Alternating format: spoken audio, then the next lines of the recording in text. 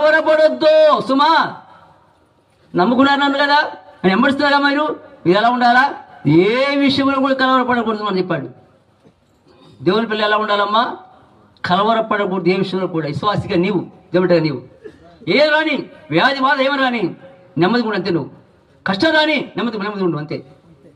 ప్రభు అన్నాడు కదా, నేను వెళ్ళి మీకు ఎక్కడ స్థలం ఎక్కడండి? పరలోకముల స్థలము సోదరి సోదర, భూలోకములు కాదు. బొట్టడు సెంటర్లు అడిగితే ఒక సెంటర్ అడిగితే 7 లక్షలు 10 లక్షలు సెంటర్లు, బొట్టడు సెంటర్లు 10 లక్షలు. ఇక్కడ అది పొదిలు అయితే 20 లక్షలు, హైదరాబాద్ అయితే 50 లక్షలు, ఇంకా కలకడ ముంబై అయితే ₹1 కోటి స్థలములు.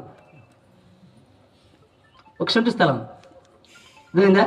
ఇల్లు కట్టడానికి ఎంత ఉంది? దేవుడు మనకు చేస్తున్నాడు. ఆయన నీ కొరక ఉచితంగా పరలోకముల స్థలము సోదరి సోదరుడా. భూలోకములు కష్టమా? ఈ పట్టణాలు కాదు, పరలోకములు మనకు ఏది శాస్త్రిని సిద్ధపరుస్తున్నాడు దేవుడు. అన్నాడు కదా, నేను సిద్ధపరిచి మరలా వచ్చి నేను మిమ్మల్ని తీసుకెళ్తాను.